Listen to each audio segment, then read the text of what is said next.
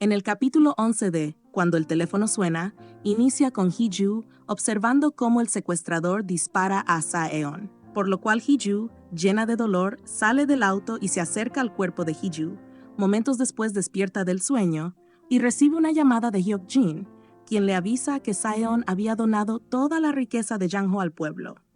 Así que Hee-ju dice que iría, pero Hyuk-jin responde que no lo hiciera, pues Saeon no se encontraba en el lugar. Por otra parte, sus ex compañeros observan cómo es desalojada su oficina, pues Saeon había pasado su carta de renuncia. Por otro lado, Yuri avisa en la transmisión de noticias que Hee-ju había regresado a casa 4 días después de ser secuestrada, también que la policía había atrapado a Kyujin y a Doki, también que el secuestrador había apuntado a Hee-ju con un arma y que, a pesar de las advertencias, murió por un disparo en el lugar. Al mismo tiempo, Kyujin observa la noticia a la vez que llora y recuerda cómo su hijo le pedía que lo liberara, pero ella le decía que hacía eso solo para protegerlo. Por otro lado, Woo-young sobrevivió y le pide perdón al público por sus acciones y dice que cambiaría para remendar todo lo que había causado su familia e hijo.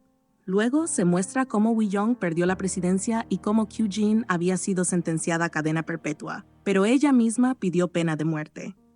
El mayordomo Doki solo obtuvo 5 años de sentencia porque confesó y se arrepintió, pero también porque Hee-ju no quiso denunciarlo. Mientras Hee-ju observa el árbol de Navidad, pensando para sí misma en cómo Saeon simplemente había abandonado todo y desaparecido, al siguiente día, Hee-ju visita a Do-jae en la cárcel con la esperanza de tener alguna pista de su paradero. Así que Do-jae le confiesa que su plan anterior era terminar con su vida cuando no tuviera nada más que le impulsara a seguir adelante. Pero luego había cambiado de plan y vivir una vida feliz con la gente que quería a su lado para siempre. Así que Do-jae piensa que no cree que haya desaparecido, pues había logrado su venganza, por lo cual tenía que haber otra razón.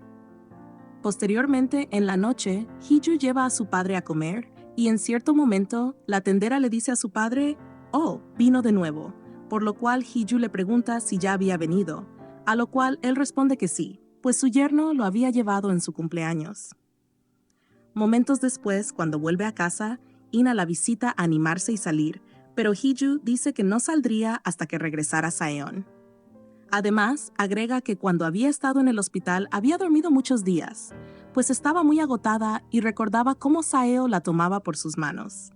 Así que Ina dice que ya han pasado 6 meses y le asegura que él no volverá, por lo cual Hee-ju le pregunta si ella sabía algo, por lo cual Ina responde que solo le diría que siguiera adelante con su vida, pues él no regresaría.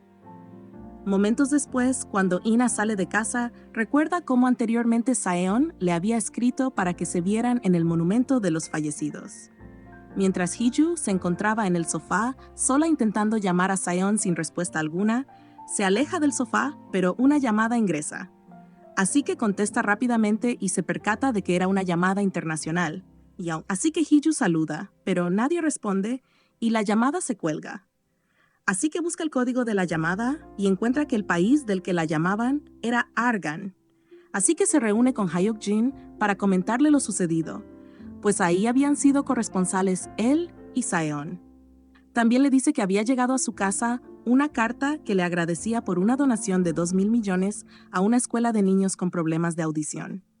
Así que Hee-ju dice que iría a ese país a buscar a Saeon, pero Hyuk-jin le pide que no vaya, pues allá hay una guerra civil. Sin embargo, Hee-ju se dirige al aeropuerto mientras recuerda que Jin le había dicho que a Saeon le encantaban los atardeceres y esa puede haber sido una de las razones por las cuales fue allá. Cuando llega al lugar y habla con el encargado, le pregunta si Saeon era quien había hecho la donación a su nombre, pero él responde que la donación no había sido en persona. Además, Hee-ju pregunta si había un lugar donde podía ver los atardeceres y el encargado responde que sí lo había, pero no se podía ir porque estaba lleno de rebeldes. Pero aún así, Hee-ju se dirige para allá y en cierto momento los rebeldes la atrapan y la suben a un camión junto a otras personas. Pero en cierto momento, el camión es atacado y un hombre sube y libera a las personas mientras toma a Hee-ju y la sube a su auto. Momentos después de escapar de los rebeldes, Saeon le quita la venda a Hee-ju y la cuestiona por estar ahí. Así que, En cierto momento, Hee-ju confiesa que no podía vivir sin él y por eso había ido. Así que Saeon responde que ya lo sabía todo. Así que se muestra cuando el secuestrador le había dicho al oído que el que intentó acabar esa vez con Hee-ju y que terminó con su hermanito fue Jang-ho. Luego explica que se había alejado de ella, pues había prometido protegerla, pero en cambio había sido causante de que casi muriera. Aunque no fue él, se sentía culpable y se estaba autocastigando. Agrega también que mientras estuvo en el hospital se preguntaba si seguir a su lado o castigarse, pero al final eligió castigarse, ya que su conciencia lo acusaba por saber que ella sabía que Jang-ho le había intentado quitar la vida y aún así seguía al lado de él. Así que, en cierto momento, Hee-ju dice que no piensa controlarse más a la vez que lo toma y lo besa apasionadamente.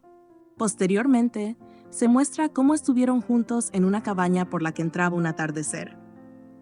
En cierto momento, Hee-ju le pregunta por qué había llamado y hecho esa donación, así que él responde que no soportaba y quería escuchar su voz. Además, que había dado ese dinero como pago por romper los votos, ya que terminaría su matrimonio. Así que Hee-ju se preocupa, pero él continúa diciendo que lo terminaría, ya que pensaba cambiarse de nombre. Posteriormente, sus ex compañeros y amigos los van a visitar por su matrimonio, y mientras comían, Sang-woo y Yuri anuncian que estaban enamorados y se pensaban casar. También, Saeon dice que se cambiaría de nombre y que su significado es único amor. Posteriormente, en la noche, Hee-ju dice que le había gustado la vibra ruidosa de la tarde, así que Saeon juguetonamente le dice que se apuren, pues necesitaban un nuevo miembro en la casa.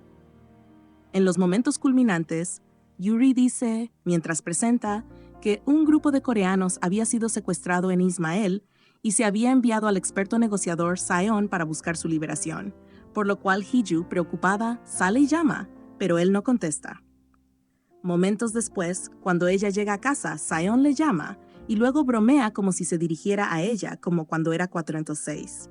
Así que ella le ordena que tenía que ir a casa tan pronto como pueda, y él susurra, «Voy en camino». En los momentos culminantes, hablan de esa misma historia que anteriormente ella había leído en su prueba para ingresar como intérprete de la presidencia, la cual hablaba de una pareja que tenía barreras, que si dejara atrás, serían felices, mientras se muestran cómo caminan juntos felices a través del bosque. La verdad, el final fue muy lindo y Saeon no murió. También fue inesperado que Sang-woo nunca hubiera sido malo o estuviera trabajando con el secuestrador, como muchas personas pensaron. Por favor, califica este final del 1 al 10 y dime qué opinas de este final. ¿Llenó tus expectativas o no? Recuerda suscribirte, dejar tu like y activar la campanita de notificaciones para más dramas. Y hasta la próxima.